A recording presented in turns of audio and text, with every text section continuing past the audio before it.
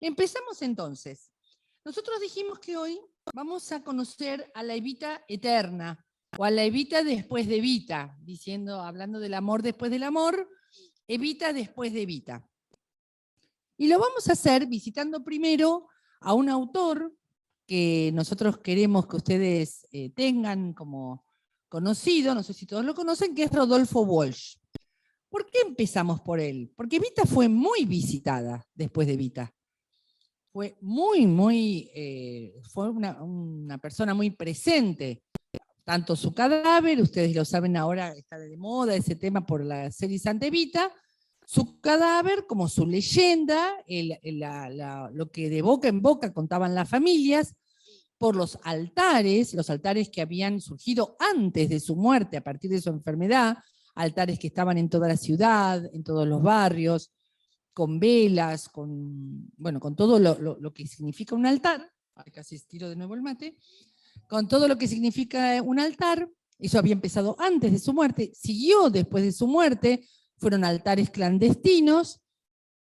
El cadáver empezó un recorrido que hoy se conoce bastante de ese recorrido, y eso también fue una presencia muy fuerte de ella, y también fue muy visitada por artistas. Pero el problema que tenemos los peronistas es que muchas veces, cuando uno piensa, ¿qué tal? ¿Cómo están? Bienvenidos.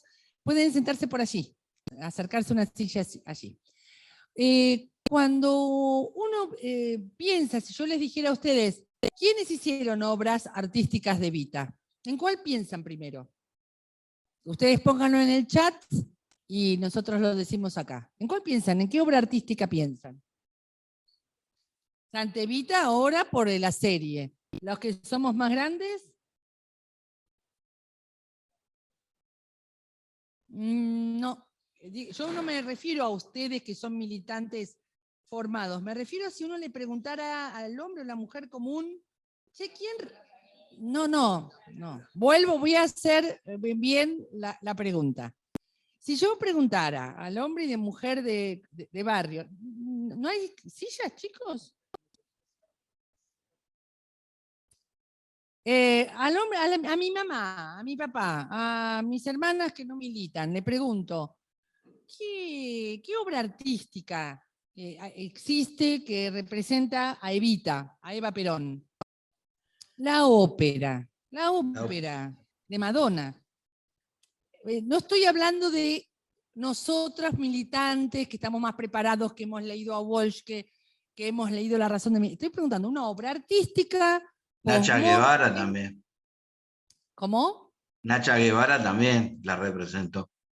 La interpretó, exactamente. También puede venir por el lado de Nacha Guevara. ¿Cómo hizo para hablar?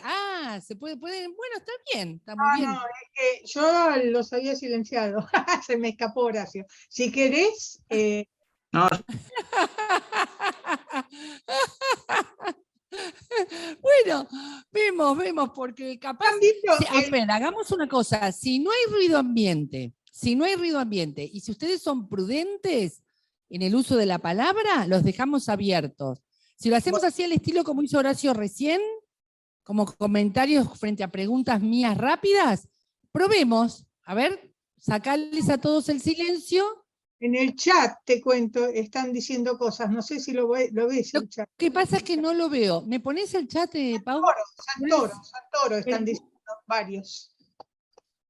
Respuesta. Claro. ¿Saben que ahí está, ahí lo veo, Santo. Ahora sí, ahora vemos el chat. Pero igual, si ustedes son capaces de hacer comentarios breves y muy de vez en cuando, como hizo Horacio recién, nos podemos desilenciar. Estoy aprendiendo, Estoy aprendiendo a estar en una clase híbrida en Lanús. Intentemos, Mari, sacarles a todos el silencio y silénciense ustedes mismos. Y solo ábranse el micrófono cuando quieran decir algo. Pero ahí los vemos. ¿Saben lo que les pasa a ustedes que dicen Santoro, Esther Goris, Walsh? Son demasiado peronistas. Eso es lo que les pasa. Entonces, hablar con peronistas no puedo hacer el juego. ¿Cómo? El gorilismo, la gorila ven la ópera. Entonces, ¿qué es lo que quería decirles? y evidentemente va en línea con la formación informal que se hicieron ustedes mismos sobre Evita. Cuando uno piensa en la Evita post-mortem, en la Evita visitada por los artistas, por ahora estamos en las visitas artísticas de Evita. Después vamos a ver su recreación social y su recreación política. Ahora estamos en la artística. Si uno le preguntara a las clases medias, que no vienen del peronismo o que se han olvidado su origen peronista, le preguntara a un gorila, hablaría de la ópera y hablaría de Madonna. A lo sumo, alguno un poco más preparado nos hablaría de Esther Goris, ¿sí? No mucho más. Y ahora nos hablaría de Natalia Oreiro y Santa Evita. ¿Por qué nosotros comenzamos por esa mujer? Por varios motivos. Primero, porque el nivel de la producción artística argentina es muy, muy bueno. Muy reconocido a nivel regional, a nivel latinoamericano y también a nivel mundial, sobre todo en Occidente. La literatura argentina es una literatura muy reconocida y de muy buen nivel. El problema que tenemos, otra vez, los gorilas creen que tienen nivel Bioy Casares, que tiene nivel Jorge Luis Borges. A lo sumo te pueden reconocer que tiene nivel Julio Cortázar. Sin embargo, nosotros tenemos escritores de nuestro lado, tanto Bernardo Berbisky, el padre de Horacio Berbisky, como Juan Filioi de Córdoba, como Juan José Saer, y como Rodolfo Walsh, que son muy buenos, una literatura de muy buen nivel, muy poco visitada, salvo por nosotros en nuestro campo nacional y popular. De esas visitas que han hecho a Evita muchos de estos escritores y artistas, elegimos esa mujer no solo como testimonio de investigación e histórico, sino por su nivel literario. Yo creo que cuando lo lean, yo ahora voy a leer algún párrafo, el uso de la metáfora y el uso de la repetición y de las microimágenes, son todos recursos literarios, es muy bueno. Rodolfo Walsh era un periodista muy comprometido con la causa, que tuvo una intensa actividad en la resistencia, y luego en Montoneros, y recordarán su famosa carta a la Junta Militar, escrita en 1977, a un año del golpe militar. De sus 3 escritos más famosos, Operación Masacre, El cuento de esa mujer y la carta a la Junta Militar, la obra menos conocida o que menos valorada en términos estéticos y en términos académicos es esa mujer. Obviamente la carta a la Junta Militar tiene un valor histórico, un valor político enorme. Y Operación Masacre, no sé si todos saben, pero vamos a socializar. Él se encuentra a la salida del club de ajedrez de la ciudad de La Plata con alguien que le dice: hay un fusilado que vive, de los fusilamientos, de los basurales de José León Suárez en el partido de San Martín. Le dice: hay un fusilado que vive. Esa sola frase es un mini cuento. Es un mini cuento. Fusilado y vive. No lo están por fusilar. No va a ser fusilado. Fusilado y vive. Él tira de ese piolín, tira, se encuentra con el abogado de este fusilado, el doctor Máximo Boncoch, y el doctor Boncoch lo hace tener una entrevista en su estudio con el fusilado, con Libraga.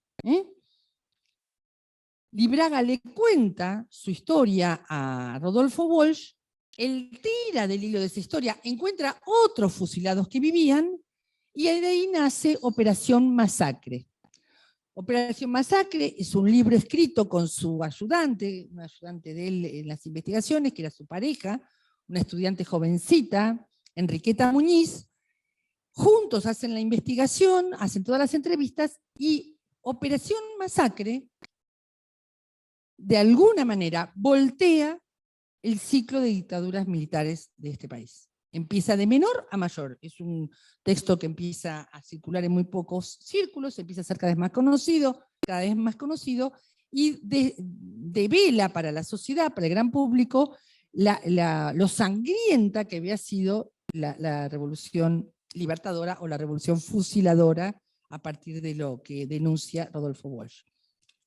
Ese libro, Operación Masacre, es un libro clave desde el punto de vista político y está escrito en un tono de ensayo muy cuidadoso. Muy cuidadoso, muy riguroso. Enriqueta Muñiz era muy rigurosa, fue mi jefa.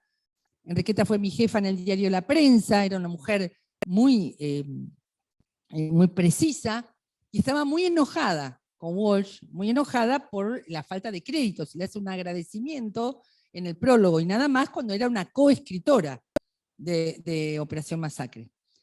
Cuando el doctor Máximo Boncoch, el abogado de Libraga, en el año 1976, en plena dictadura, chicas me distraen, cuando en plena dictadura, no tomé, ya te lo doy. Le estoy enseñando a hablar.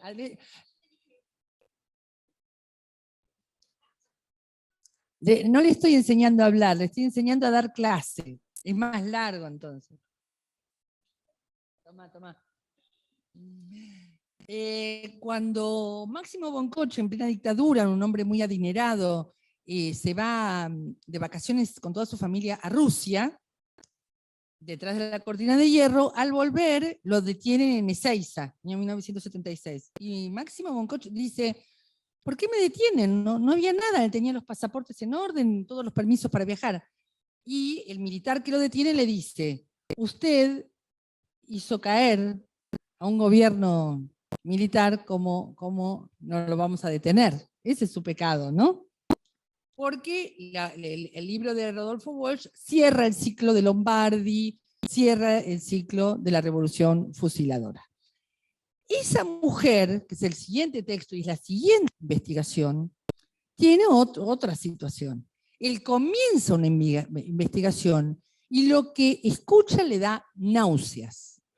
Esas náuseas solo las puede explicar literariamente. Y por eso nace esa mujer en un tono artístico diferente que Operación Masacre. O sea, su entrevista a Muri Koenig, al coronel que había conducido el destino del cadáver de Vita, tenía vocación esa entrevista, perdón que señalo esto, pero es la copia del cuento de esa mujer.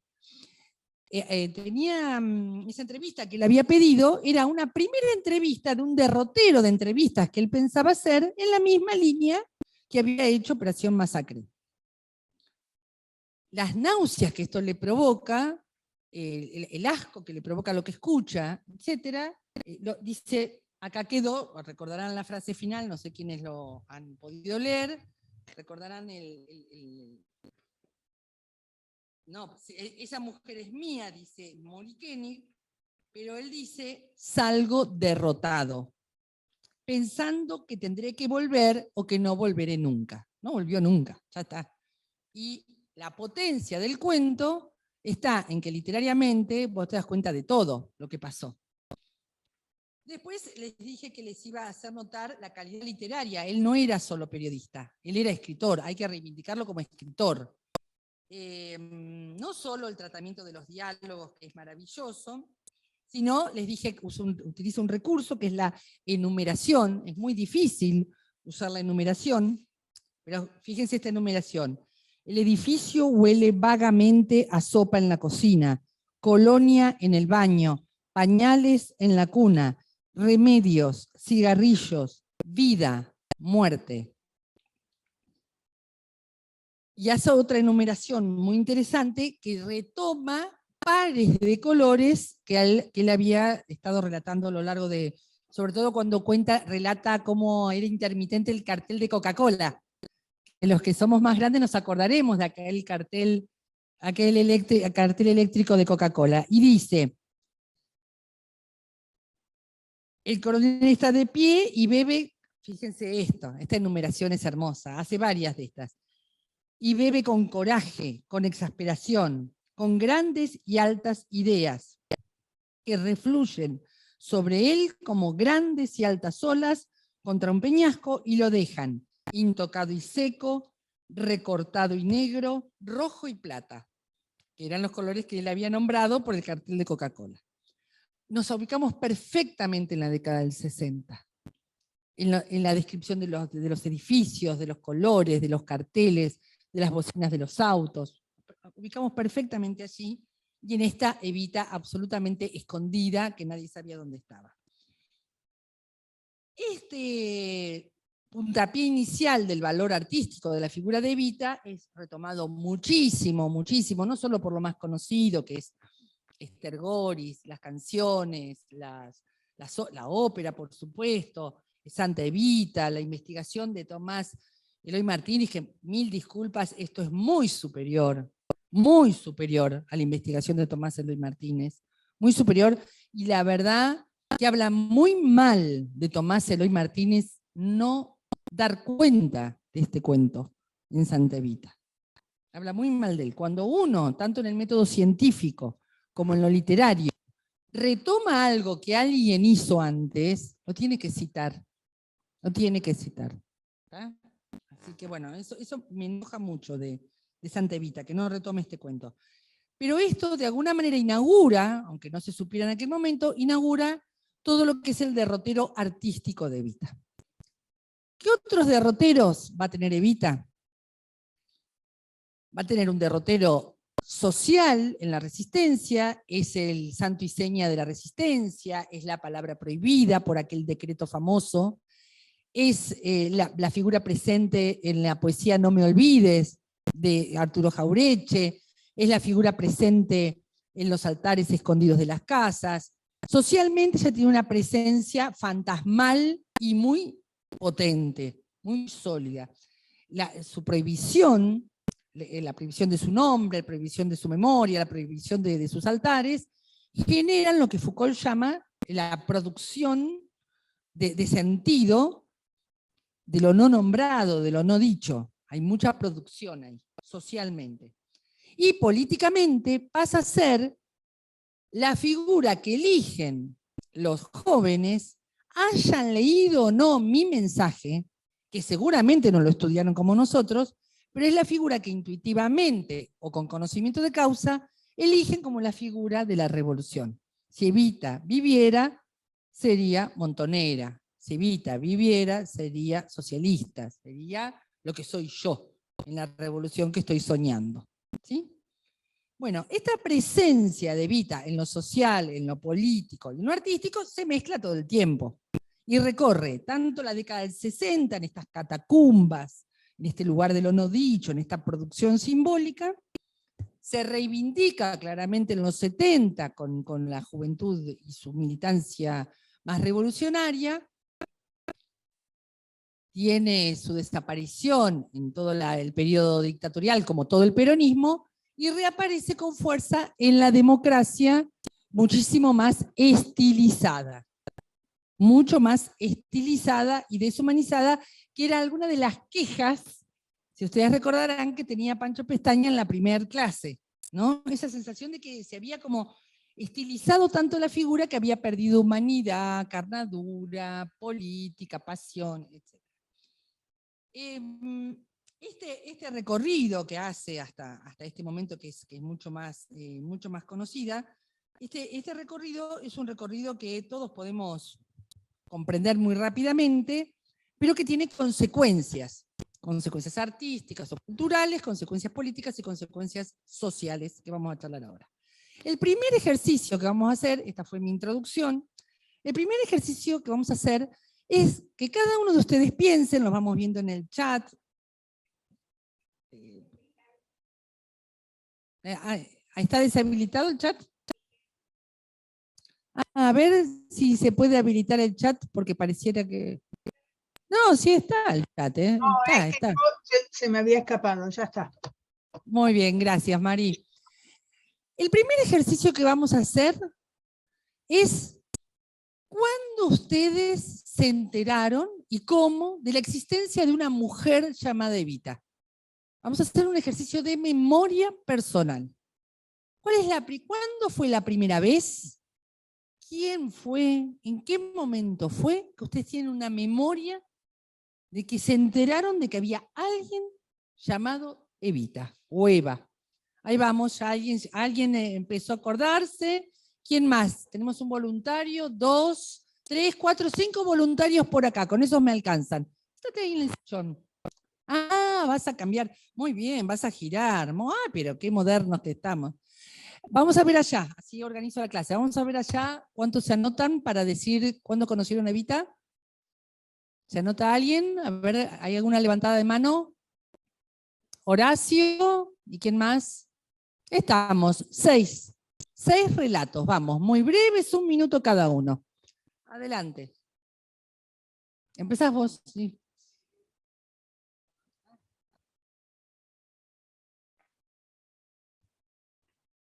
Gracias. Mi mamá, Lidia, nació en General Paz Ranchos, acá a 100 kilómetros, y estaban en el medio del campo.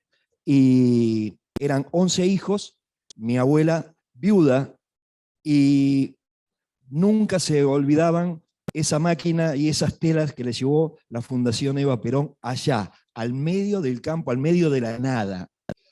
Sí, por supuesto, máquina de coser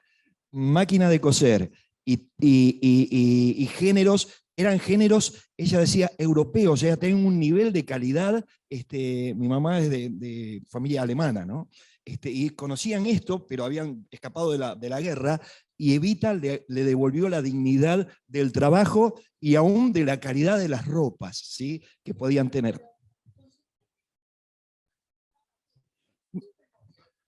No, mi mamá me lo contaba con una emoción única, ¿verdad? Ella era una alemana muy dura, sin embargo, en estos casos se le llenaban los ojos de lágrimas porque estaba hablando de algo que le había cambiado la vida a ella. Ellos habían podido tener algo que era imposible tener en ese momento, viviendo en el medio del campo, en el medio de la nada. Muchísimas gracias. ¿Quién sigue? ¿Quién sigue por acá? ¿Acá había alguien más? Sí, Silvia, sí, aprovecho. Bueno, lo mío es un poco diferente. Mi mamá contándome cómo había ido con la escuela al velorio de Evita, las colas que había. No me lo contaba con admiración peronista porque no lo era, pero con una sorpresa de lo que había sido. Primero, bueno, que la llevaron, y después las horas que ella estuvo y la impresión de la cantidad de gente que había yendo a ver al velorio, ¿no? Yo tengo una experiencia similar a la de Silvia, aprovecho ya para...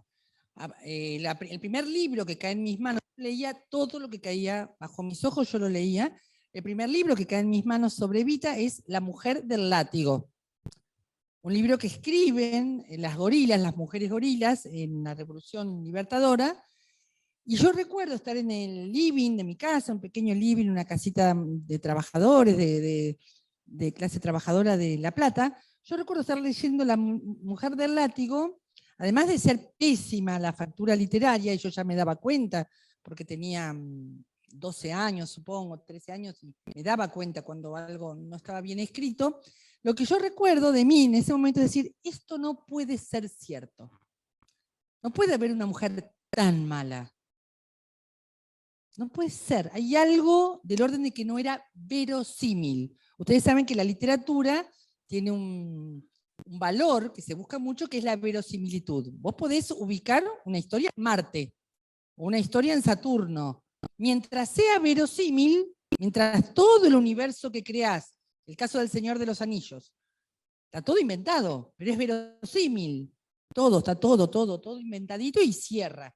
No cerraba La mujer del látigo. Había algo del orden de lo que no era verosímil. Entonces yo no me podía meter en el libro. Y de hecho el libro pasó al olvido y solo puede ser comprendido en el marco de aquella pelea política. Y mi mamá, que por supuesto pudo acercarme La mujer del látigo y no pudo acercarme La razón de mi vida, siendo una mujer trabajadora, recordaba con mucho fastidio el luto que tuvo que llevar, el tener que estar haciendo todas las mañanas una lectura sobre Evita en el colegio comercial, y el clima de bajada de línea de las dictaduras del 60 hicieron mucha mella en estas clases medias, con lo cual mi primer encuentro con Evita fue muy, muy duro. Lo que me pasaba, tanto con los relatos de mi mamá como con el libro, es, no puede haber una mujer tan mala. Había algo que no me cerraba.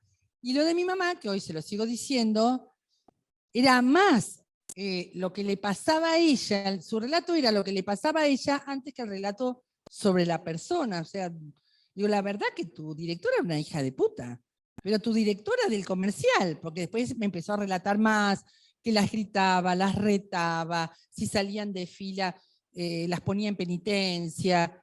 Eso era eso era lo autoritario. O sea, pero vos, eso autoritario que te pasaba en esa escuela, lo sublimaste creyendo que eso era Eva, porque no te atrevías a pensar que tu directora era en realidad la que era bastante mala.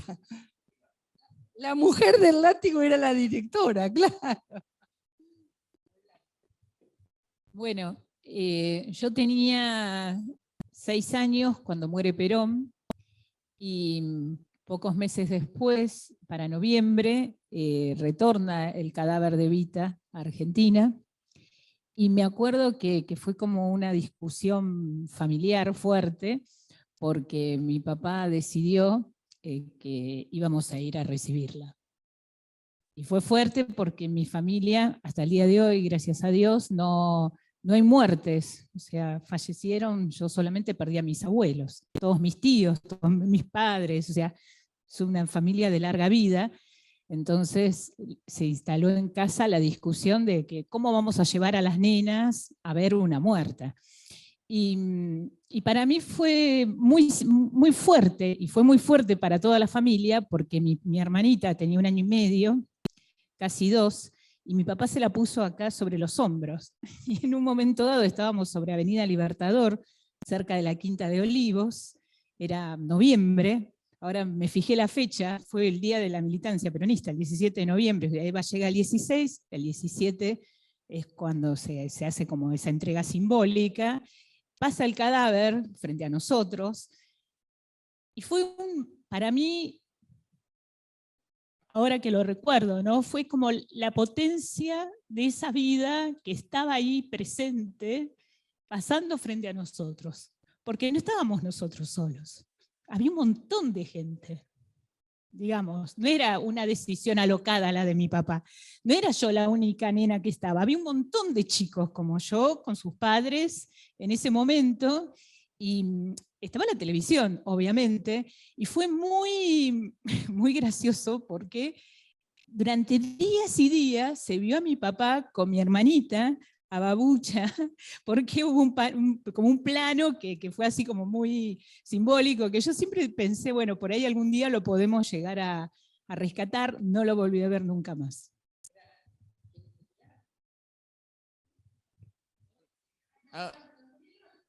Hago un comentario rápido y le pasa a la compañera.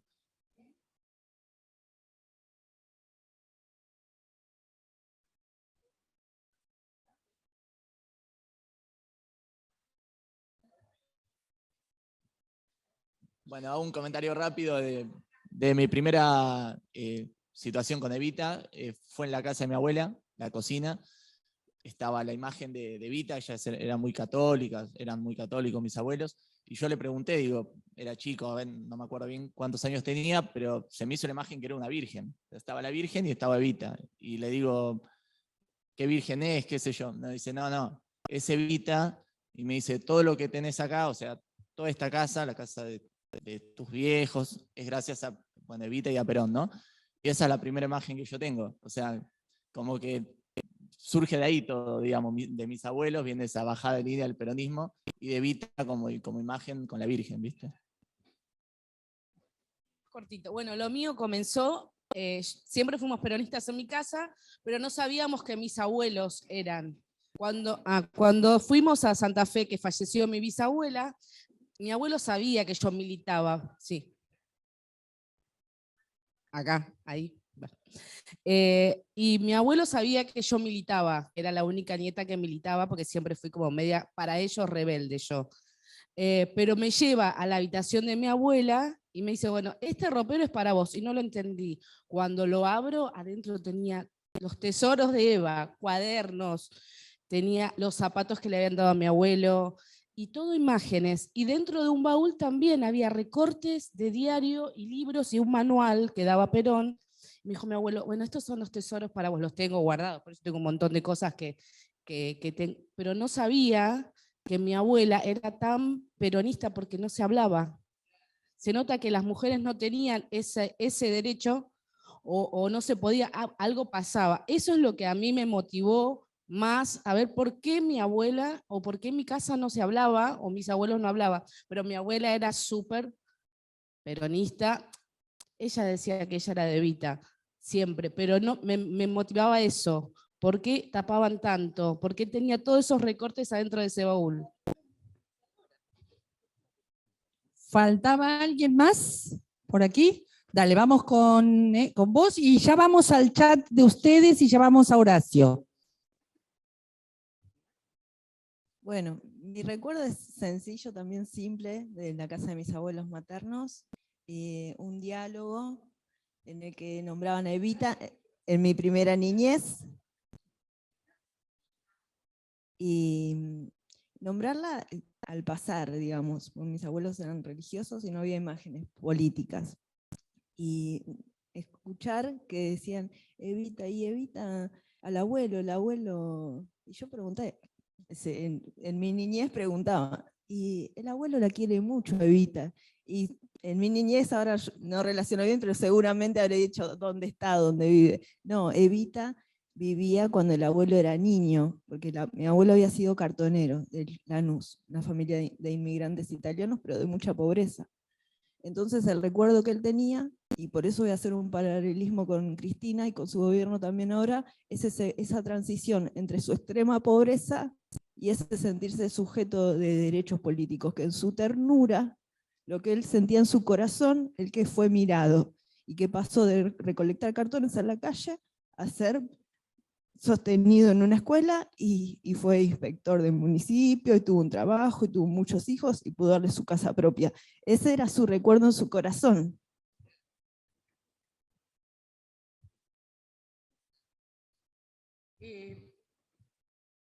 Hola. ¿Se está escuchando bien hasta ahora, no? ¿Vienen bien más o menos? ¿Sí? Bien. Ahora pasamos a ustedes, pero antes tenemos un nuevo alumno que nos va a contar su pequeño comentario sobre Evita. ¿Cómo es tu nombre?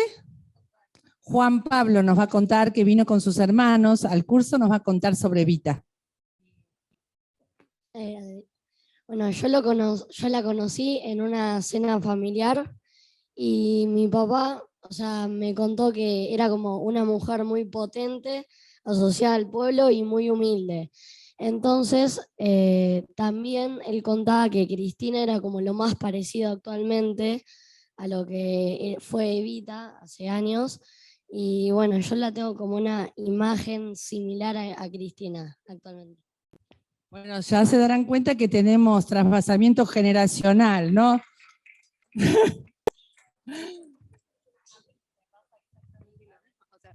Él es mi hermano, entonces es lógico que tengamos una imagen parecida. Yo tengo 20 años, o sea que de Evita mis papás no la vivieron, recién mis abuelos, puede llegar a ser, ninguno peronista, entonces tampoco lo tengo desde ese lado.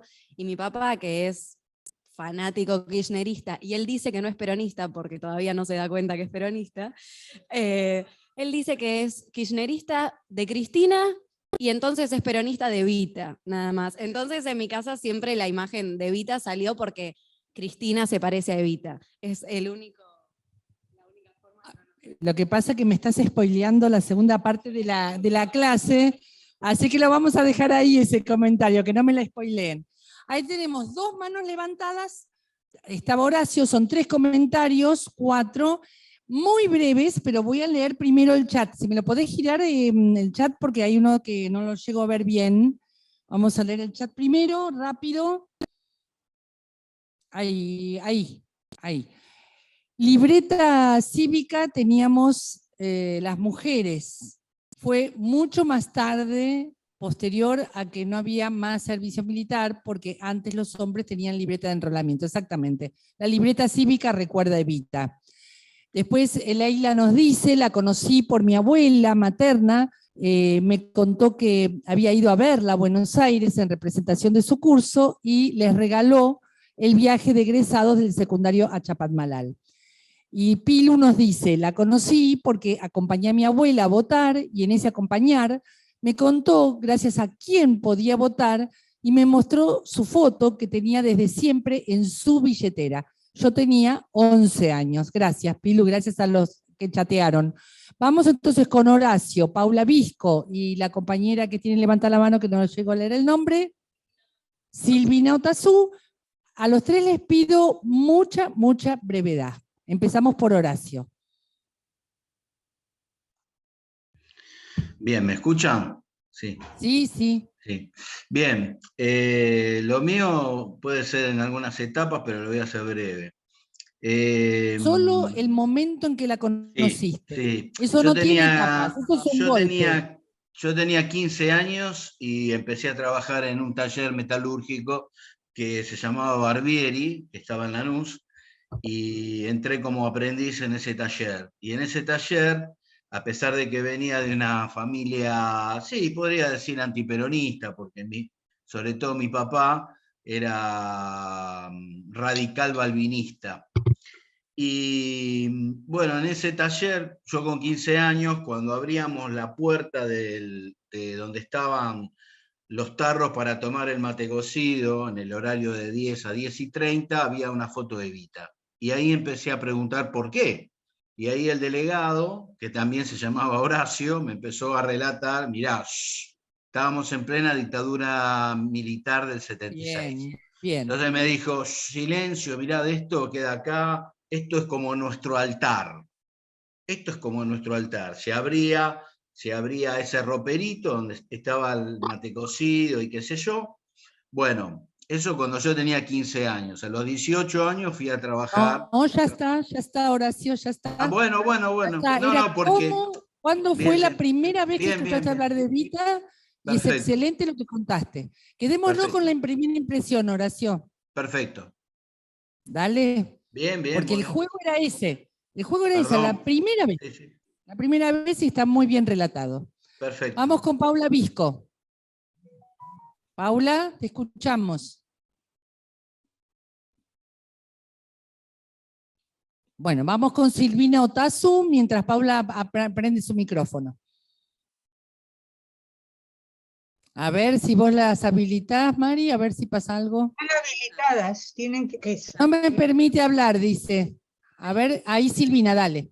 Bueno, la primera vez que la escuché fue desde lo negativo, porque tengo una... como nos pasó a varias. Una cena familiar y tengo familias de militares. Los hermanos de mi mamá son 8 tíos militares tengo. Así que fue totalmente desde lo negativo, le decían comunista, montonera, todo improperio que se pueda conocer, y después esa fue la primera vez que escuché de Evita, escuché hablando mal. ¿Qué decían específicamente desde lo negativo? Así como yo me acuerdo la mujer del látigo. ¿Qué te acordás vos como una frase? Comunista, de la denotación, atorranta. Exactamente, prostituta, atorranta, cabaretera, ¿no? Eso recuerdo mucho de la jerga militar. Paula Visco, a ver ahora. Ella está bien. Hola. Ahí está. Adelante. ¿Te escuchan? Sí, perfecto. Bueno, en mi caso yo tengo 21 años y la primera impresión que tuve sobre Eva fue cuando, recorriendo, ¿no?, un poco las cosas de mi abuelo que había fallecido, encontré el libro La razón de mi vida y le pregunté a mi abuela quién era esta mujer que estaba ahí en el libro, y bueno, nada, me contó todo lo que había hecho por los pobres y todo, y yo en ese momento con 7 años, 8 años, pensé que era una presidenta. Y lo primero que le dije a mi abuela fue, esta mujer fue presidenta de la nación, y mi abuela me dijo, no, esta mujer fue la mujer del presidente, no tuvo ningún cargo público. Y nada, yo hasta primer año, segundo año de secundario, seguía pensando que era la presidenta. Claro. Impecable, Paula, impecable tu tu comentario y el de Silvina. Leemos lo que puso ahí Brian y con esto cerramos las experiencias personales. Brian dice, mi primer contacto con Evita fue mirando una imagen que había en casa de mi abuela, consulté de quién se trataba y mi papá me contó la historia familiar detrás de Evita, que vivieron en la ciudad de Evita, fue la primera vez que tuvieron un hogar, antes de eso vivían hacinados en un conventillo. Gracias, Brian. Ahora la pregunta, es una pregunta retórica, pero si alguien la quiere contestar, la responde. ¿Qué tienen en común estos primeros contactos, tanto los negativos como los positivos? ¿Qué tienen en común? Si alguno se anima, si no arranco.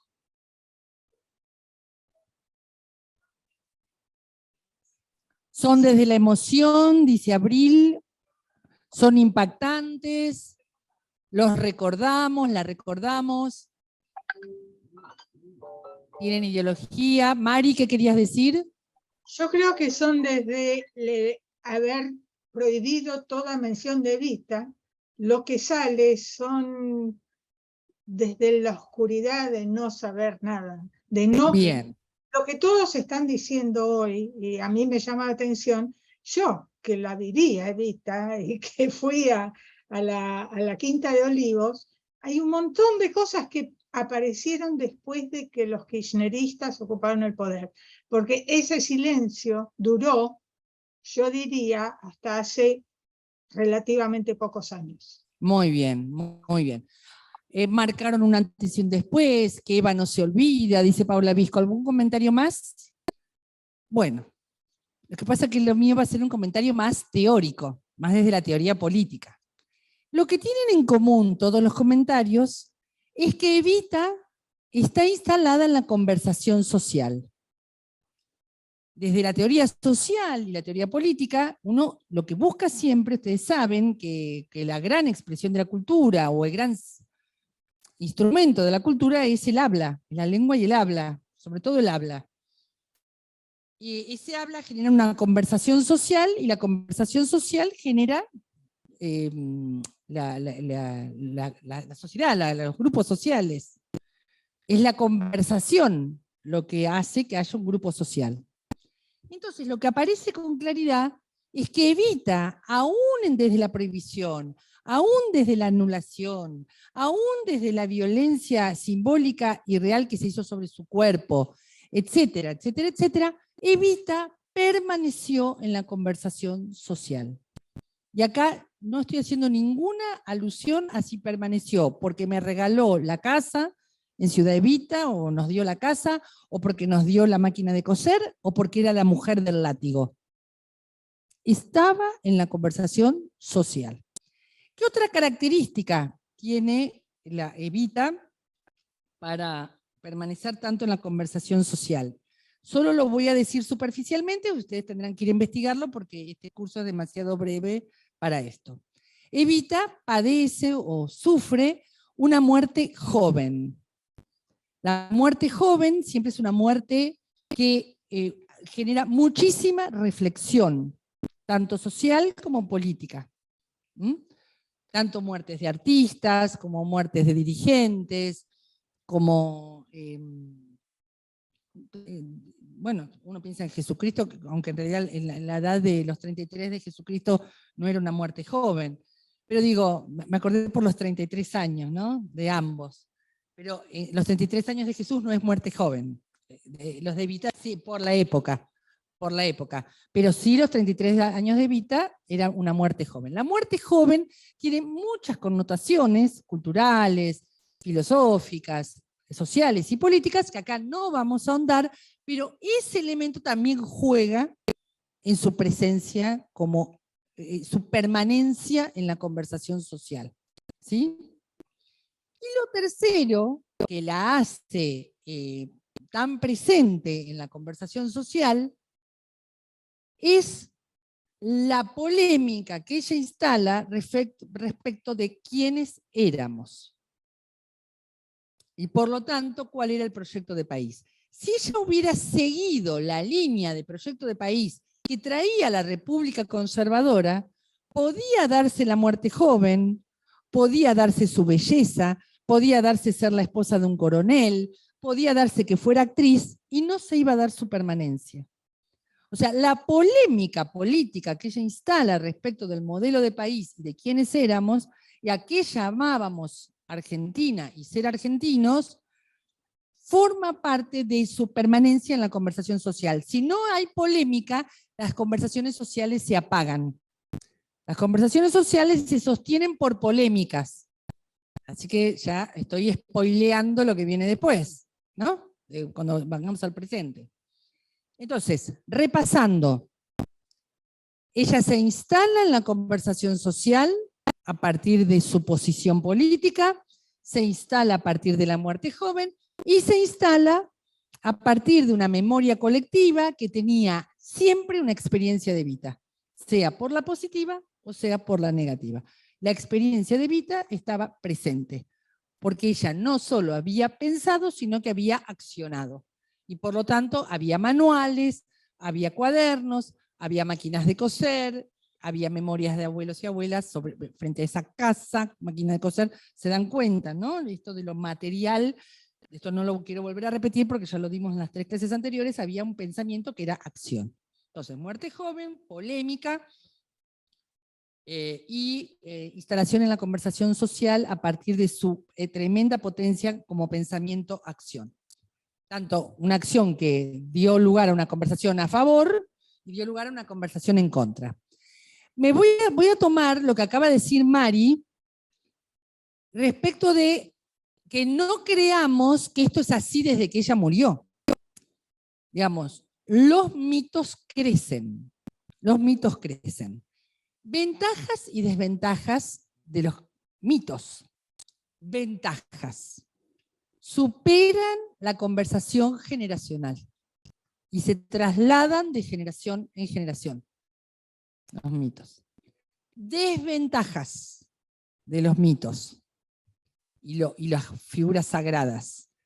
Lo que comentó Pancho el primer día. Se lavan, pierden humanidad, pierden carnadura y podría pasar que nos generen una suerte de detenimiento. Yo no voy a ser como ella, por lo tanto, ¿para qué militar? Evita hubo una sola. Ese lugar mítico es muy propio del peronismo, sobre todo del peronismo clásico y de lo que se llama el pejotismo, digamos, ¿no? El partido del movimiento peronista, que en ese lugar de santificación y de mito puede ocurrir que nadie alcanza sus alturas y por lo tanto que yo milite o no milite más o menos es lo mismo y lo que yo haga no tiene valor en la historia, porque la única que tuvo valor es ella, es ella. O sea, esas son las teorías que se conocen como teorías esencialistas. Las teorías esencialistas dicen, nace una persona, esa persona es un ser único con características únicas, no importa el contexto, y es ella. Evita, hay una sola, sería la expresión coloquial de las teorías esencialistas. El mito, la santidad con que se la reviste Evita, son parte de las teorías esencialistas. Ventaja, permanencia en el tiempo.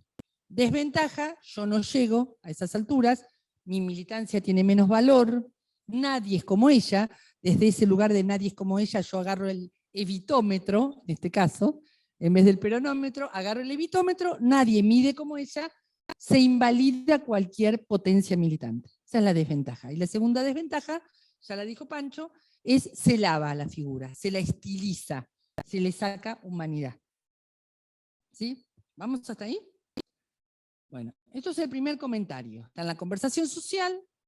Esta conversación social fue mitificando y generando leyenda, ¿no? Y generando sacralidad alrededor de su figura, con sus ventajas y sus desventajas. ¿Qué estamos haciendo nosotros? ¿Qué está haciendo Lanús en este momento? Justamente, perdónenme la herejía que voy a decir, pero la estamos bajando de los altares. Pero al bajarla de los altares, o más que bajarla, al correrla del altar, la dejamos en el altar, pero también la corremos no para bajarle el precio, no para decir es una mujer más, sino para poner en valor aquello que el mito estilizó y se fue perdiendo en el camino. Pregunta, ¿cuántas veces ustedes en unidades básicas, en conversaciones sociales, tuvieron el análisis teórico que tuvieron en este curso sobre Evita? No hay antecedentes. No hay antecedentes. Esta era la preocupación de Lanús. Entonces, que el mito esté, que la sacralidad esté. Acá yo tengo una pequeña diferencia con Pancho. Pancho dice, eso nos hace mal. Yo digo, no, no nos hace mal. Es parte del ADN de este continente. Pero está muy bien hacer análisis político, hacer análisis de la conversación social, hacer análisis de la Evita eterna, de la que permanece de generación en generación. ¿Estamos hasta acá? ¿Cómo vamos hasta acá? ¿Bien? Bueno, quisiera saber algún comentario de Mercedes Castilla, de Elsa, de Beatriz Acosta, de acá de la compañera Manso de asesoría, de los que no hablaron. 3 o 4 comentarios de lo que acabamos de hablar hasta acá, qué les pareció, qué les impactó, qué quisieran agregar, porque ya pasamos a la segunda parte de la clase. Adelante. No importa, bienvenida. Gracias. Yo creo que de Evita se va a hablar hoy y siempre en nuestro país, porque ella instaló el voto femenino para los pobres y para los ricos, las mujeres. Es muy interesante lo que comenta. ¿Tu nombre? Mabel. Porque aquello que los radicales llaman, a través de la frase de Irigoyen, las efectividades conducentes, y cuando nosotros decimos Evita es pensamiento y acción, no es solo acción táctica, acción operativa, dar comida, dar juguete, hace acciones estratégicas como la que acaba de contar Mabel, el voto femenino.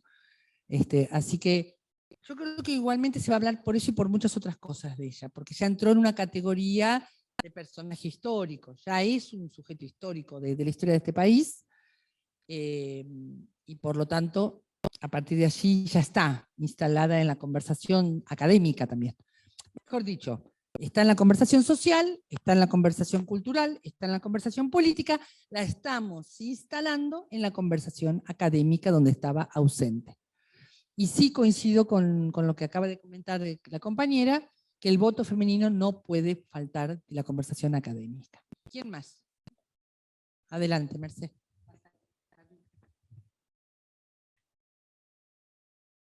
Una de las cosas tomo que, a ver, cuando haces recién referencia a Eva y a lo que marcó en ese momento y por qué se sostiene su figura a lo largo del tiempo, tomo de esa zona que tiene que ver con el rol y con la agenda política que ella pone. Ella pone 2 temas, pone en el tema de la mujer, es uno, puede ser con el voto, pero sobre todo quienes no tenían derechos, quienes estaban excluidos, siempre habían tenido su voz, porque no hay que, tampoco vamos a desconocer que hubo movimientos que digamos, que daban su voz desde hace muchos años, tanto feministas como también agrupaciones de izquierda o comunistas o socialistas que ponían su voz. Lo que hace es desde un lugar de poder. El poder ella ya lo tenía por el lugar que ocupaba. Ella ser la esposa o la compañera de Perón ya le daba un lugar de poder, ya su voz iba a ser escuchada, de alguna u otra manera iba a ser escuchada, pero lo que pongan en valor eso y termina poniendo esos temas en agenda política. Me parece que es el corte más fuerte que ella hace, digamos, de estas características que tiene, y en esto logra tomar eso, desde su lugar de poder, lo convierte en agenda. Y esa agenda nunca más se bajó.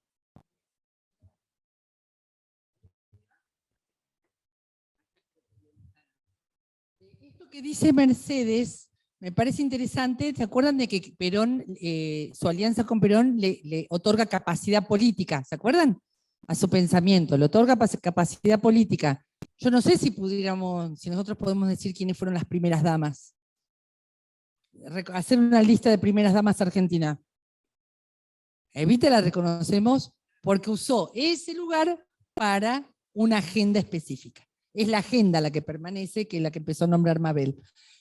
¿Algún comentario más? Para mí, dice Elsa, es todo interesante, ya que no tengo familiares peronistas y no fue comentario ni a favor ni en contra.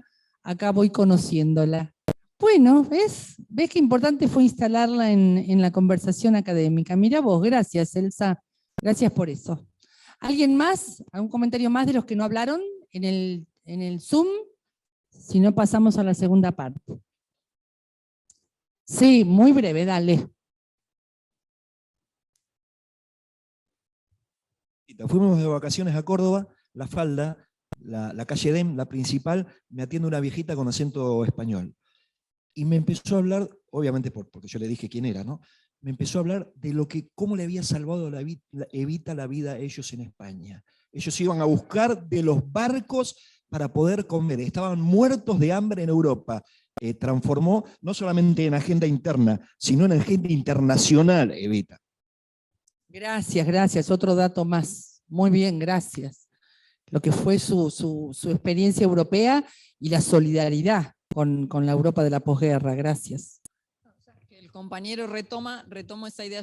Mi abuela era española y tenía 7 o 6 hermanos, y efectivamente, pero era un sentimiento encontrado, al revés. Su visita era asociada a Franco y a la dictadura, entonces había como un odio de parte de un lado de la familia, y del otro, el recuerdo que no lo dije hoy, papá siempre cuenta que fue a verla a Evita con su tío Antonio, que era un laburante de la famosa fábrica Bagley de la avenida Montes de Oca. Y le quedó... Bueno, muchas gracias, muchas gracias. La gente del chat, ¿nos permite hacer 5 minutitos para los que están aquí puedan ir al baño? Ustedes si quieren apagar la cámara, hacemos 5 minutitos para cambiar la yerba del mate, para ir al baño, y nos volvemos a encontrar en 5 minutitos. Walsh inaugura con Operación Masacre, estábamos recordando eso, el género de la investigación periodística hecha obra literaria, ¿no? El tomar historias reales, novelarlas, pero con cierta rigurosidad de datos. Lo inaugura con Operación Masacre y después es todo un género, ¿no? La voluntad, uno piensa en la voluntad, piensa en el relato de un náufrago de García Márquez. Sí, sí, pero realmente se hizo muy, muy conocido. Bueno, vamos ahora en nuestra última parte, al presente de Evita. Yo voy a hacer una primera exposición y necesito que me hagan una promesa. Necesito que me hagan una promesa. Que es que en esta segunda parte, a pesar de que estemos en el presente, no perdamos el carácter pedagógico de esta reunión. ¿Por qué? Porque somos todos militantes a punto de ir a una plaza, de algún lado. Entonces, eso por supuesto que está, y por supuesto que hay que hacerlo, pero yo estoy formando a militantes. Entonces, no perdamos en nuestros comentarios las consignas que yo les voy a proponer, los análisis que les voy a proponer, más allá de la tentación permanente de convertir esto en una verdadera unidad básica lista para ir a la plaza. Che gorila, no lo vamos a cantar. No lo vamos a cantar aquí. Sí, con esa promesa arrancamos. Aquí, ay, qué lindo, Lucía Costa nos acaba de compartir el cuento Esa mujer en la voz de Walsh. Bueno, qué lindo, gracias. Gracias, Lucía. Muchísimas gracias. Bueno, vamos. Yo les voy a hacer mi análisis del presente, un presente que es un presente de los últimos 10 años, digamos, no es un presente hoy, que es lo que les estoy pidiendo, por favor, que no se tienten a hablar de hoy, el día de hoy. Jean-Marie nos dio la última noticia del vallado que hizo Larreta alrededor de la casa de Cristina. Entonces vamos a hacer un ejercicio de que esa furia que nos da esas noticias no nos obnubile el momento pedagógico que estamos viviendo. Yo les hago mi análisis y después les voy a pedir un ejercicio. ¿Sí? Vamos, empezamos. ¿Cuál es mi análisis de este momento, de este presente? Que en definitiva el derrotero de la figura de Evita, podría uno tomar la figura de Benito Juárez en México, podría tomar la figura de Eliezer Gaitán en Colombia, la figura de Salvador Allende en Chile, la figura de Lula. Cualquiera de esas figuras, yo voy a tomar la de Cristina Kirchner, podría generar ese derrotero que tiene el derrotero que señalamos, el arco histórico o el arco del personaje Evita, ¿no? Dicho en términos literarios o en términos cinematográficos, se habla del arco del personaje, ¿no?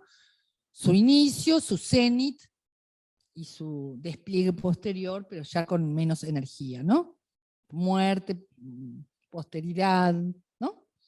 El arco del personaje, se dice, en literatura y en cinematografía, o en guiones cinematográficos, o guiones teatrales. Vamos a seguir el arco del personaje. Mi hipótesis, la que voy a plantearle a ustedes, es que el arco del personaje Evita es un arco que es muy buen marco de análisis para cualquier otro personaje histórico, político. Y voy a elegir a Cristina. Uno podría decir que la década ganada, la primavera kirchnerista, más allá del conflicto de la 125, más allá de la conflictiva del escenario, o quizás con la conflictiva del escenario, incluida la conflictiva del escenario, pero sobre todo a partir de los festejos del Bicentenario, uno lo podría asociar a la primavera peronista. Fundamentalmente, primer gobierno de Perón, ¿no? El ambiente o el clima donde Evita escribe La razón de mi vida, ¿no? La primavera de su actividad, la primavera de la Fundación Evita, los primeros pasos de la obra de Perón, del gobierno peronista, el primer plan quinquenal y La razón de mi vida, fundamentalmente, ya que nos focalizamos en Evita, uno lo podría asociar a la Cristina caminando por la Plaza de Mayo con los presidentes latinoamericanos en los festejos del Bicentenario y aquella mujer, aquella artista, ¿no? Volando sobre la plaza como si fuera una bandera argentina. ¿Recuerdan? Bueno, son momentos primaverales, momentos de semilla, de germinación, momentos muy vitales.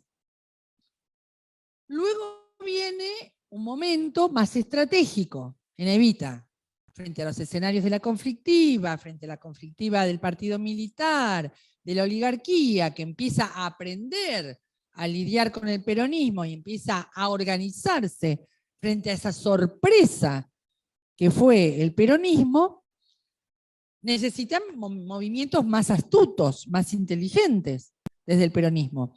En esos movimientos más astutos y más inteligentes, en el arco del personaje Evita, se inscribe el renunciamiento. El parangón cae de Maduro.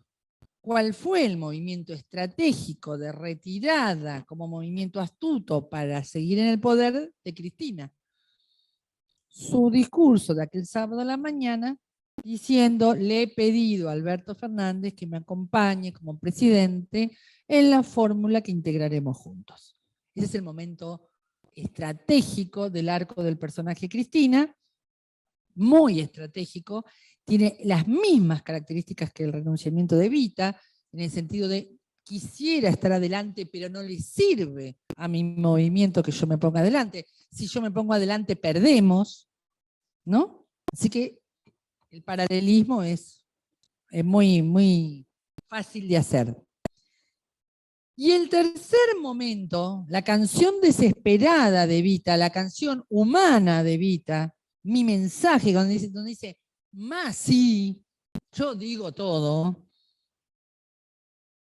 mi mensaje puede relacionarse con la Cristina de los discursos de esta semana, con la Cristina de los últimos tweets, con la Cristina de la justicia apesta. Más sí, yo digo todo. Ese momento angustiante de Cristina, donde se le anuda la garganta, donde le cuesta hacer el cierre, sobre todo de la última defensa, que ella hace en redes porque no le permiten ampliar su declaración en sede judicial, ese momento de temblor humano es el temblor humano de mi mensaje, en el arco de Cristina, digamos, ¿no? En el arco del personaje Cristina. Ahora, ¿qué me interesa marcar aquí? También en un parangón de la posteridad. De la posteridad que convive con Cristina viva. Es que ese momento humano, ese momento tan profundamente humano de la Cristina de la última semana, es el que despierta la calle.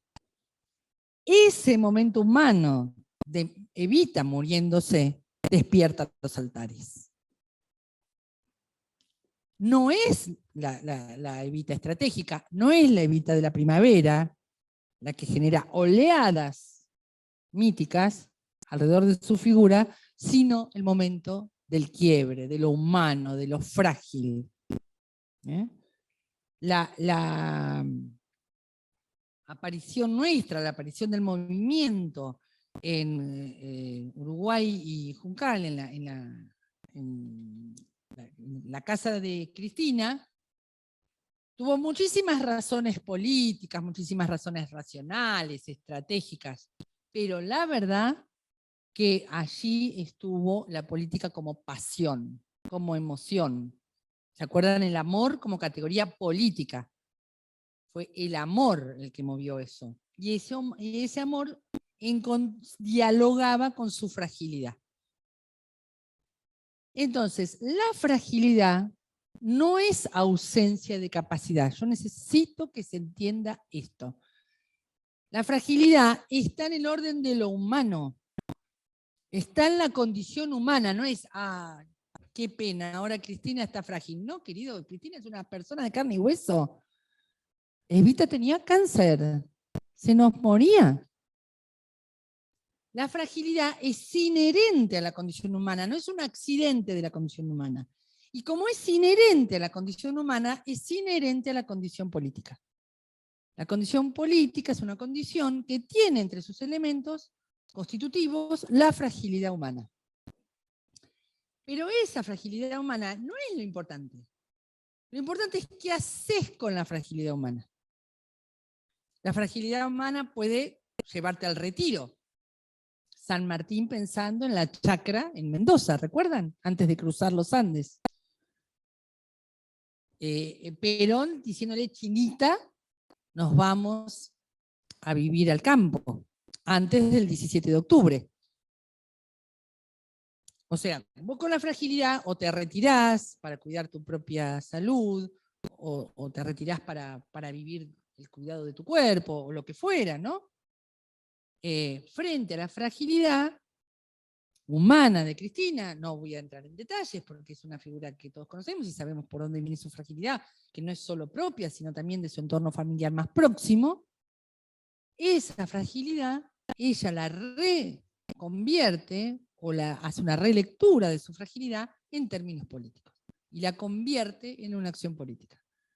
¿Por qué? Porque ella se muestra con su fragilidad frente a su pueblo en ese temblor de la voz. Esa fragilidad inherente a la política, esa fragilidad moviliza. Perdón que no sé cómo explicar esto. Me está costando un poco. Es muy nietzscheano lo que les estoy diciendo, pero digo, mientras Hegel creía que teníamos que alcanzar el ideal humano para generar un proyecto ideal y que un pueblo ideal nos acompañe, Nietzsche dice, es lo frágil lo que es divino, es lo frágil lo que es sagrado, y desde lo frágil actuamos. Y nuestra actuación va a ser imperfecta, pero esa imperfección la hace divina a nuestra actuación. Hay un elogio de lo humano, una sacralización de lo humano. Yo siento que no me sé explicar, ayúdenme a decirme si se entiende. ¿Ah? Entonces, lo que mueve a la plaza es lo pasional, lo amoroso, lo frágil. Desde ese lugar, y solo desde ese lugar, podemos entender por qué las movilizaciones planificadas desde lo racional no sirven. Y perdónenme los compañeros y compañeras que en las redes tratan de planificarlas. El 17 de octubre ocurrió mientras la CGT había programado una huelga general para el 18 de octubre. Esa era la movilización planificada, racional, ordenada, es el 18 de octubre. ¿Más qué 18 de octubre? Nosotros nos vamos el 17. Desde la fragilidad de Perón. En aquel momento, Chinita, nos vamos al campo. Estas plazas que se programan contra la justicia desde Twitter, perdón, con todo el respeto que me merecen los compañeros y compañeras que lo programan, que lo piensan, que nos convocan, ay, pero la gente no va. Porque eso es una decisión colectiva. Y es una decisión que solo la despierta la fragilidad y el temblor de la voz, no la planificación racional.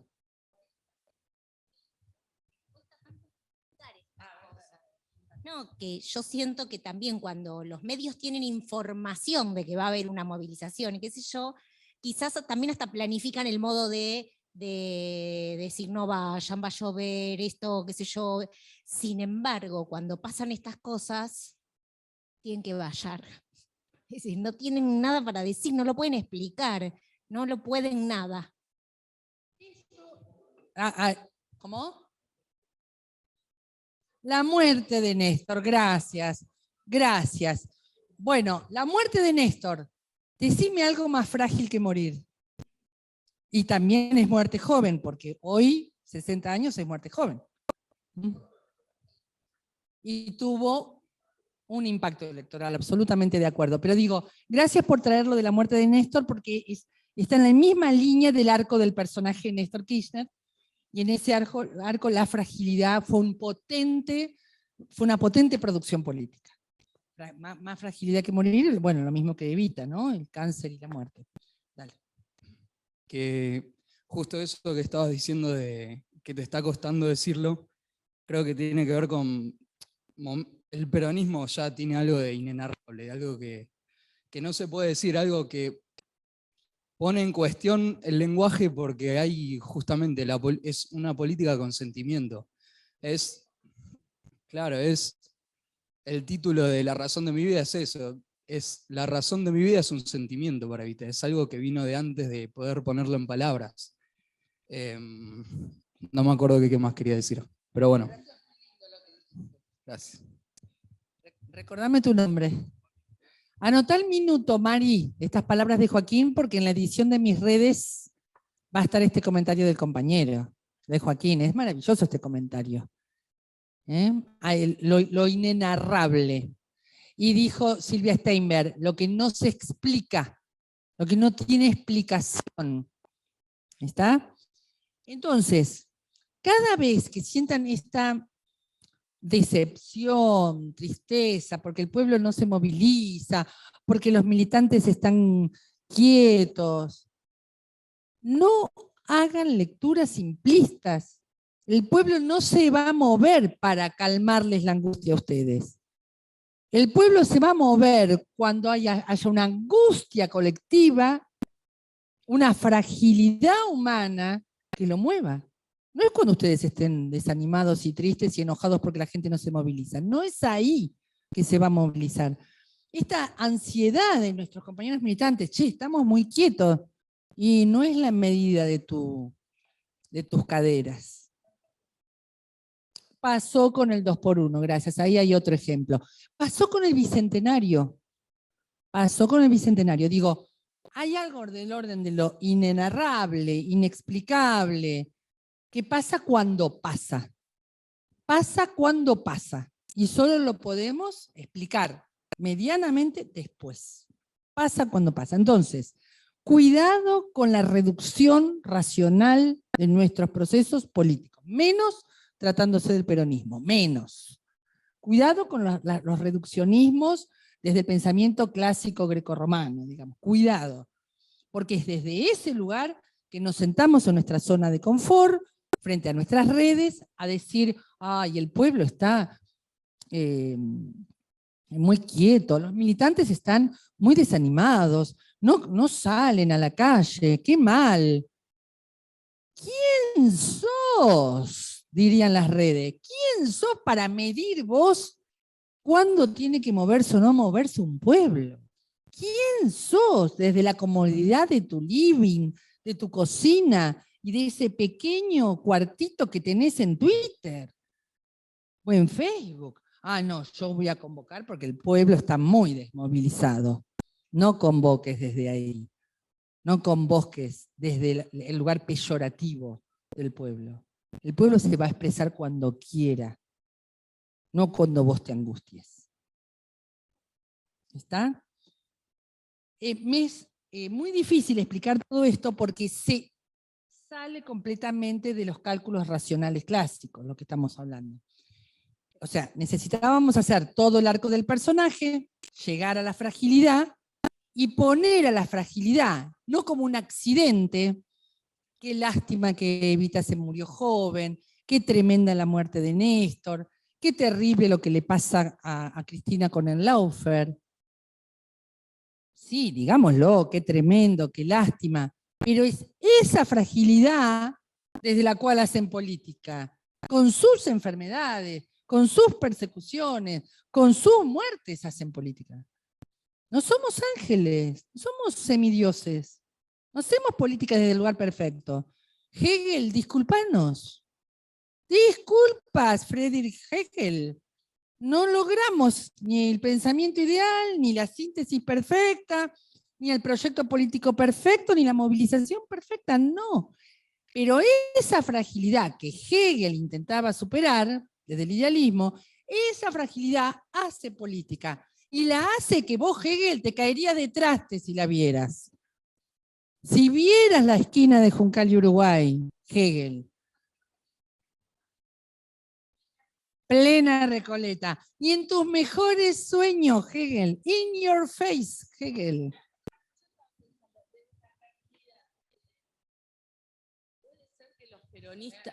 Desde la fragilidad de que vemos en Cristina, puede ser que los peronistas, una cosa psicológica que me ocurrió en este momento, tendemos a proteger, a acompañar, a cuidar, pero es instintivo, porque sin que se supiera que íbamos a convocarnos o que íbamos a autoconvocarnos, por esto que había pasado Cristina, ya estábamos todos conectados para ir a defenderla, ¿no?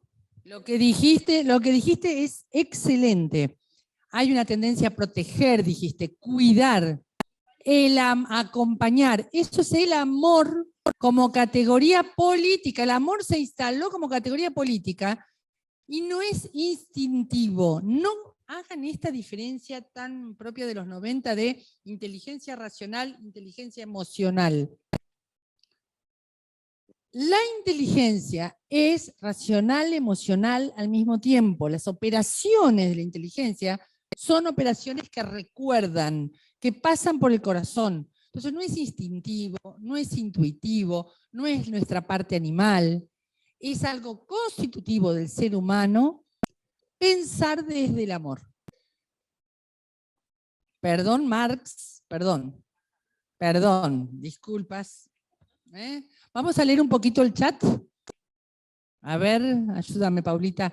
Yo creo que si bien esta planificación, tenemos que estar en... que si bien está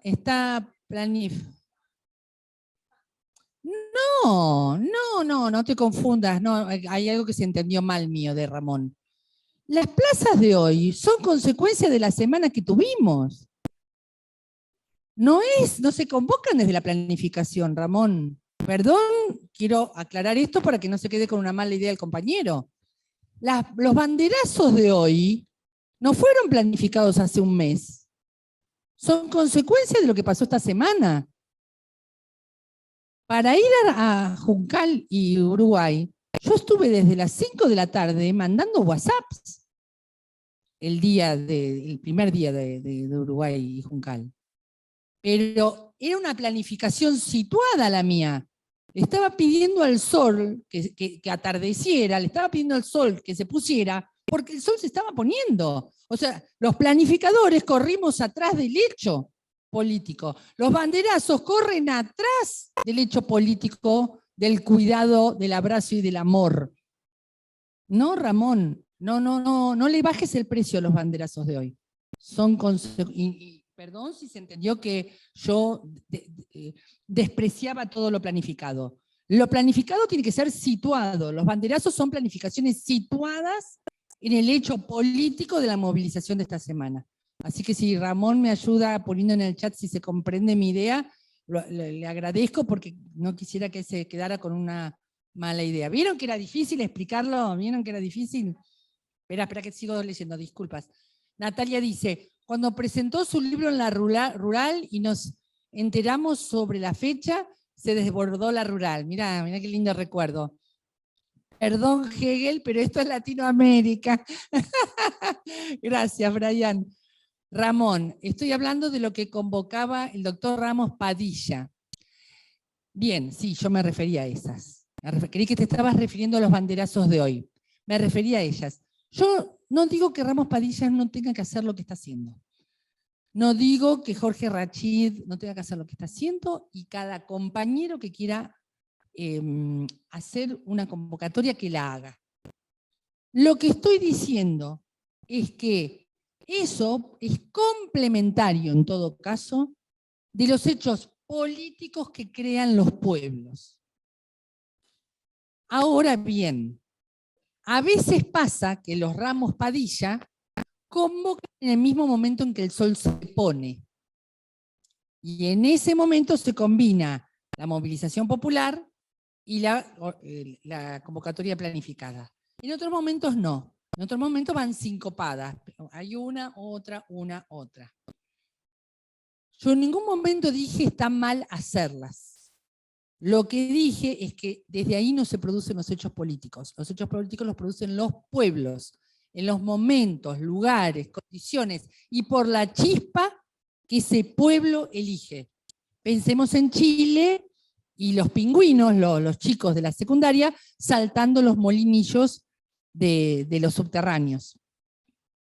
Uno dice, ¿era el hecho político mayor de Chile? El gran país de la desigualdad, el país de la pobreza estructural, el país de la desigualdad terrible, con los índices de Gini peores del continente junto con Colombia. ¿Era el hecho de que las clases medias no pudieran pagar el boleto el hecho político central?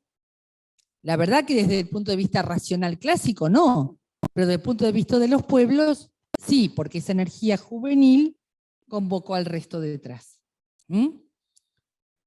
Así que, no sé, Ramón, si querés, podemos darte el micrófono para que hagamos este diálogo juntos. Me gustaría escucharte. ¿Está por ahí? Exactamente. El corralito en el 2001, exactamente. Y alguien de acá me había pedido la palabra. Sí, mientras le pedimos a Ramón si puede comentar en voz alta su comentario. Estaba pensando cuando vos decías que cómo Cristina o Evita pudieron desde su fragilidad hacer política, es cuando uno dice, bueno, este es un animal político, ¿no? Porque otro se tira a llorar, se va, se retira, no puede, pero ellos pueden. Esto que dice Silvia, es muy importante sacarnos la idea de que para hacer militancia social, militancia cultural y militancia política, primero se tiene que ordenar nuestra vida. Bueno, bienvenidos al club, la vida nunca se ordena, las vidas nuestras son siempre imperfectas, y es desde allí que elegirás o no una militancia cultural, social, gremial, política. No, yo voy a ser dirigente gremial cuando me jubile, mis hijos estén ubicados, ya hayan estudiado. Ahí voy a ayudar en un comedorcito. Ahí voy a ayudar en un merendero. No, voy a hacer teatro después, cuando me jubile. Y la verdad que tu vida, cuando estés jubilado, te voy anunciando que tampoco se va a ordenar. No solo por lo que vas a ganar, no solo por eso, porque la vida es frágil. Y es en ese escenario de la fragilidad que hacemos política. Así que gracias. Ramón, ¿querés comentar algo? Lo veo, pero te tenés que desmutear vos, ¿eh? Cuando el pueblo caraqueño bajó de los cerros a defender a Chávez, que lo iban a fusilar en el 2002, sería un ejemplo parecido. Exactamente. El Bogotazo, con el asesinato de Eliezer Gaitán, es otro ejemplo histórico de la región muy conocido. Bolivia, Dale, Ramón. No, yo lo que quería decir, que si bien lo otro es, digamos, vos decís que vamos desde la fragilidad, si no se iniciaban movimientos contra los FER y todo eso, estábamos como dormidos. Después lo otro, yo coincido con vos, que va a venir solo, que va a explotar, pero también si estamos nada. En el 2015 No, pasó totalmente, eso. no, coincido, Ramón, coincido en que todo prepara, todo ayuda, todo informa. La movilización más chica o más grande, lo prefiero un juez que al menos intente una reunión en una plaza, que nos explique lo de la UFER y no un abogado ganando plata en juicios millonarios. Obviamente que todo ayuda. Obviamente que todo ayuda. Y te digo más, no solamente todo ayuda, sino que los movimientos populares resignifican documentos, textos anteriores a la pueblada. Sucede la pueblada, la del 2001, por ejemplo, sucede la pueblada del 2001 y se resignifican los estudios sociales de la erradicación de villas de Cacciatore, que explican muchísimo por qué el 2001 nace en Moreno, en el tercer cordón del conurbano. Ahora, cuando los investigadores sociales estudiaban la erradicación de villas de Cacciatore, la verdad que no hacían mella en la conversación social. Cuando sucede el 2001, se pusieron en valor esos estudios sociales y se puso en valor en la conversación social quién estaba poblando el segundo y tercer cordón del conurbano. Sí, Ramón. No, ¿Algo más querías decir? No, ya está aclarado, estaba aclarado. Yo no quería refutar lo que vos decías, quería decir que lo otro ayuda también. Totalmente, totalmente de acuerdo. No solo que ayuda, sino que después se resignifica. O sea, cobra valor ante la pueblada. El caso que les conté de las investigaciones sociales sobre la erradicación de villas de Cacciatore. De la erradicación de villas y de la magnitud de la erradicación de villas nos enteramos por el Instituto Gino Germani de la Universidad de Buenos Aires y por nuestros compañeros sociólogos que lo estudiaron. Si no, no lo sabríamos. Teníamos la leyenda Después dice que erradicaba las villas, pero nunca supimos que esa era la población del segundo y tercer cordón del conurbano. Después dicen que el conurbano es producto del gobierno de la provincia de Buenos Aires. Que las villas miserias son producto del gobierno de la provincia de Buenos Aires. Que ahora dicen que exacto, si no estuvieran esos estudios, pareciera que es todo problema de la provincia. Correcto, correcto. Perdón que quiero hablar un compañero aquí, adelante.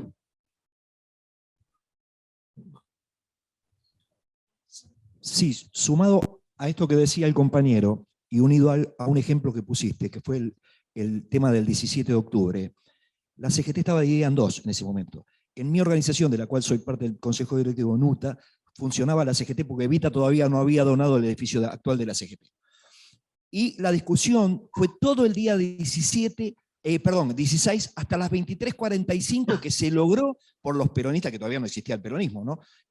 Salir por Perón, y como la CGT moviliza a toda la nación, era imposible convocar en 15 minutos.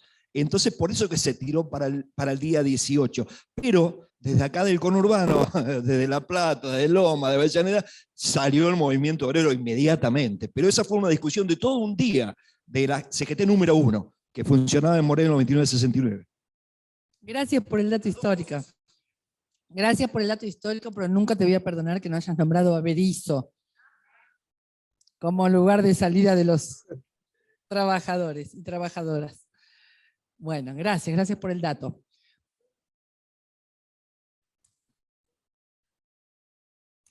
Muy bien, acá la compañera señala que hay similitud entre los municipios que bancaron a Perón y los que están bancando a Cristina. Gracias. Vamos con la palabra de Mari y con esto cerramos esta parte de la... Horacio dice, perdón Mari, el 31 de marzo de 1982 la CGT planificó la movilización contra la dictadura cívico-militar. Fue el principio del fin de la dictadura, se sumó la aventura de Malvinas, pero la planificación de Ubaldini fue positiva. Correcto, pero no generó una pueblada, generó condiciones. generó condiciones. ¿Ven que me era difícil? Porque parece que yo le bajo el precio a lo planificado. Cuidado, cuidado. No le estoy bajando el precio a lo planificado, chicos y chicas. Me dedico a enseñar planificación. ¿Está? Me dedico a eso. Lo que necesito, eso es lo que digo, que hay los arcos direccionales de los personajes tienen un momento de fragilidad que también produce política, no solo la planificación. Eso es lo que intenté decir. Y ahora todos me señalan de que estoy bajándole el precio a la planificación. Elevamos lo autoconvocado. Gracias.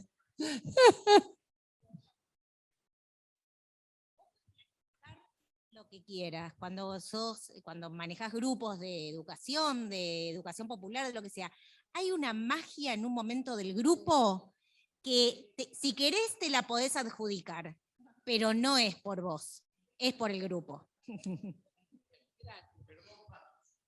Gracias. Pero no estaba hablando de Matus. No, estaba hablando de Nietzsche, es otra cosa. Matus trata de resolver la fragilidad con planificación estratégica y situada. Yo estoy diciendo otra cosa, no es matusiano lo que estoy diciendo, es Foucaultiano y es nietzscheano. Estoy diciendo, la fragilidad produce política. Matus, en Adiós, señor presidente, dice, señor presidente, ¿cómo resolvemos nuestra fragilidad? ¿Cómo la resolvemos? No, él era un planificador idealista a morir, marxista humanista. No es matusiano lo que traté de explicar recién. Ven que no me entiende. No, me cuesta contar esto. Me cuesta contarlo.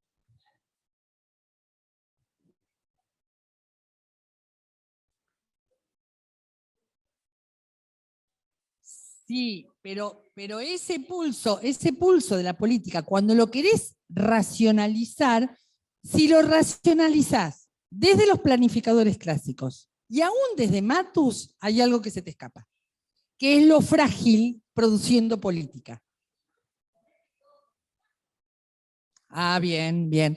Y es la discusión, saben ustedes, la discusión, si no se las cuento, y con esto termino, y le escuchamos a Mari, y con Mari cerramos esta parte, porque necesito los últimos 10 minutos, saben la discusión que se armó en la teoría social entre Althusser, ¿no?, el marxista estructuralista que decía el sujeto actúa según la estructura en la que está, y Foucault que decía el sujeto produce la realidad. A ver, para simplificar, Althusser diciendo la estructura social produce la realidad y produce la conducta del sujeto. Foucault diciendo el sujeto produce la realidad y transforma las estructuras. Los dos tenían razón. Pero ¿cuál fue la paradoja de Althusser? Él que decía que todo era estructural, asesinó a su señora. La mató. Díganme más presencia del sujeto frágil. ¿Quién lo iba a visitar al psiquiátrico? Foucault. Yo creo que le decía, ¿viste, boludo? ¿Viste, boludo, que el sujeto frágil producía? Mirá tu caso. Tremenda. El arco del personaje Althusser, no se lo pierdan, ¿eh? Toda una vida defendiendo que las estructuras marcaban, condicionaban al sujeto y termina siendo un sujeto puro y duro, haciendo el peor desastre y la peor tragedia que se puede hacer, que es ejercer la violencia y asesinar a una persona, a su mujer. Bien, vamos con Mari. Mari, Leila, y querías decir algo, Mercedes. Las tres muy breves, vamos, Mari, Leila, Mercedes, las tres muy breves. Muy breve. Yo creo que la fragilidad de Cristina contagió, porque a mí me resultó muy llamativo que es la primera vez que se me caen lágrimas escuchándola a Cristina, digamos, la primera vez en estos 2 años.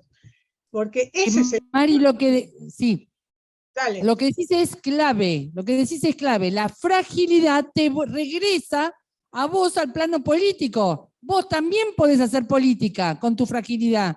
En cambio, si es una diosa, Cristina, si es una santa, Evita, yo estoy afuera de la posibilidad de producir política. En cambio, si ellas son frágiles, yo también puedo hacer política. Leila.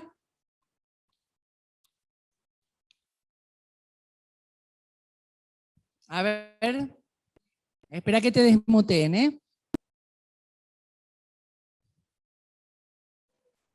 Ahora sí. Dale. Yo lo que iba a decir es que me parece que algo también en común entre Evita y Cristina es que les costaba mostrar esa fragilidad. Yo creo, sobre todo, lo veo más en Cristina, pero en Evita también, cuando hacía todo para que no se notara que estaba enferma y se ponía ese corset y salía.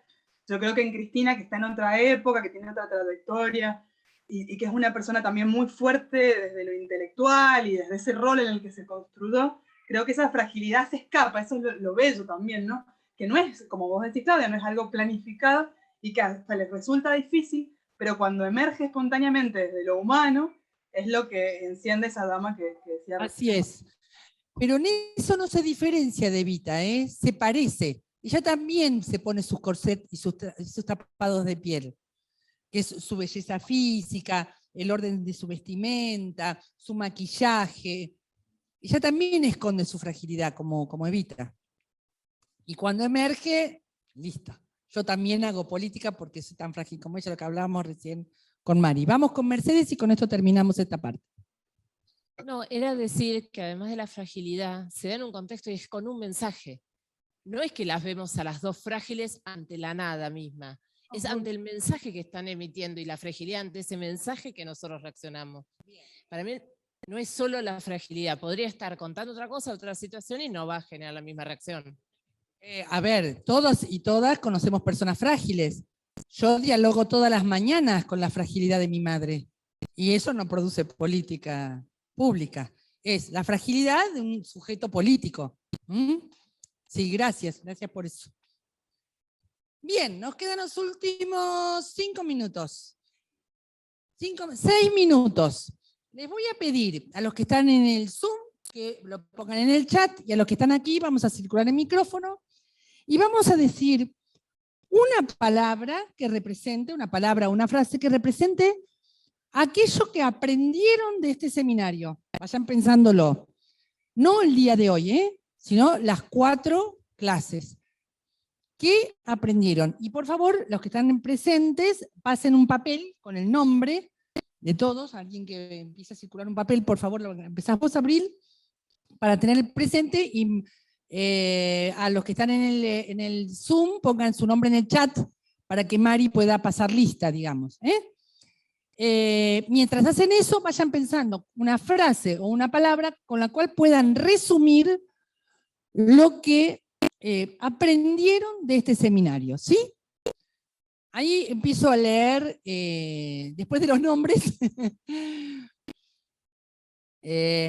Natalia dice, Evita como sujeto político más allá del mito. Perfecto, ese es un aprendizaje. Vamos por aquí, empezamos a circular el micrófono. Vas corriendo Fiorella, vas corriendo el... Resignifiqué la política. Evita como un cuadro político y humano. Bien, por aquí. Con Claudia aprendimos, por medio de Evita, que el amor como categoría política. Gracias. ¿Por aquí? Identidad y pertenencia. Identidad y pertenencia. Gracias. ¿Por aquí tu aprendizaje? Evita estratega. Gracias. ¿Por aquí?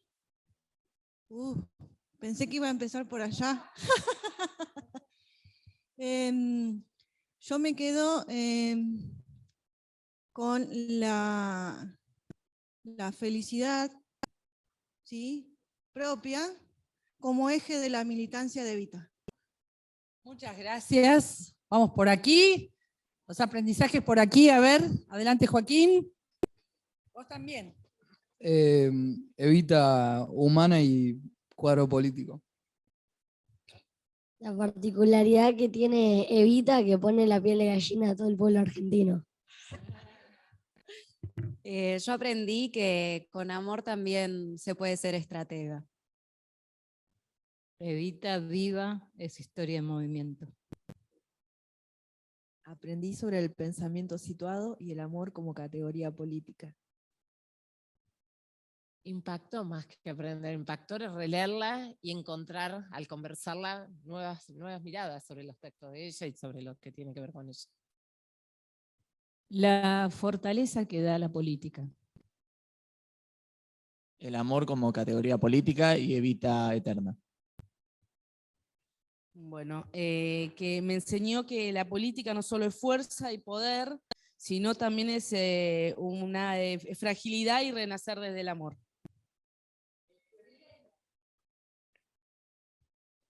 Sí, creo que hay que reiterar lo mismo, el amor como categoría política y en acción. No quedarse ahí en el discurso, la acción. Eso me mata.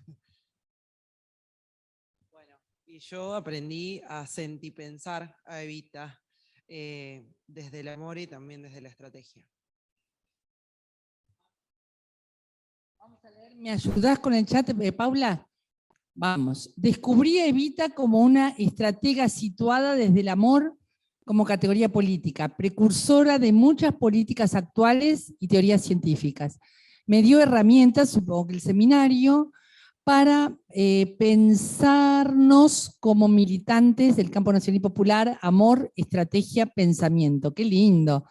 El amor como categoría política, estrategia, pasión y acción. Descubrir a Eva Duarte como mujer en su fragilidad y fortaleza. Que no es contradictorio, gracias Beatriz, no es contradictorio fragilidad y fortaleza, porque fue fuerte en sus convicciones, frágil en su humanidad.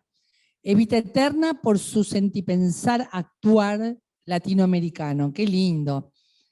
Evita racional y humana, esa combinación de fragilidad, amor y fortaleza, y el sujeto político antes de ser Evita. Muy bien. Subí porque faltaban algunas de arriba. Me dio herramientas para pensarnos. Evita, a ver, subí hasta que encuentres el primer nombre, ahí está, ahí. Que los pensamientos se construyen y que tienen que ver con nuestras raíces. Eso es lo que aprendí con Evita, o de Evita. Gracias, Ana María. Descubrir a Evita, a Eva como lo que era, humana. Qué lindo, Lucía. Evita, pasión y estrategia. Es el nombre del título de un libro. Evita, pasión y estrategia, listo. El título del próximo libro de Eugenia. Evita inmortal, fuerza de mujer. Gracias, Mari Cobrak dice, contextualizó el seminario, supongo, el sentipensamiento de Evita y Cristina dentro de una teoría de la política. Descubrir a Eva Duarte como mujer, su fragilidad, fortaleza. El amor como categoría política, bueno, ya, claro. Pude descubrir a una mujer política que humanizó con su amor a la política en general. Bueno, si se han quedado con todo esto, yo estoy más que contenta, más que feliz, la pasé muy bien. Hoy la verdad, ya veremos qué será de la vida de este seminario, no lo voy a planificar. Voy a dejar que el pueblo en las calles de la UNLA, decida qué va a pasar con este seminario. Por mi parte, muchas gracias. Espero los trabajos prácticos que faltan. Muchas gracias a Paula Visco y a la otra compañera que no recuerdo su nombre, creo que Eugenia, que entregaron 2 trabajos prácticos muy buenos. Los que me manden los trabajos adelante. ¿Y eso? ¿Una de Evita? Y nos despedimos con una de las muñecas, acerca de la cámara. Acerca, ahí está. Nos despedimos con una de las muñecas que regalaba Evita. ¡Qué mejor final! Abrimos los micrófonos y nos despedimos. Chau, chau. Chao, gracias. Chao. Chao. Gracias por todo. ¡Qué bárbaro! ¿Estaba en tu casa?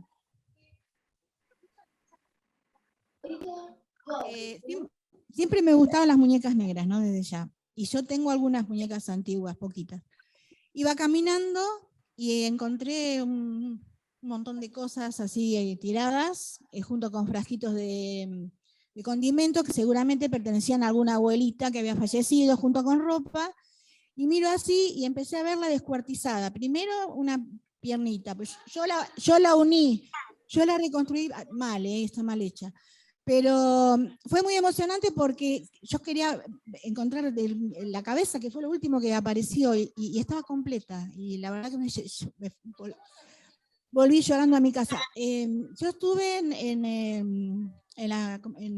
el Centro Cultural Ernesto Kirchner, y yo me pareció verla, y la busqué en internet, ustedes búsquenlo, y es de la época.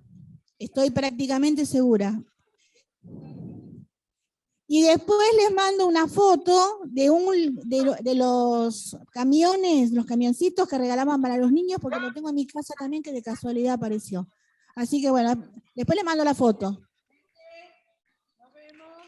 Nos vemos. Nos vemos. Nos vemos. Chau, chau, Un chau. gusto con este curso. Adiós, Un compañeros. gusto para mí también. Un gusto, un gusto. Muchas gracias.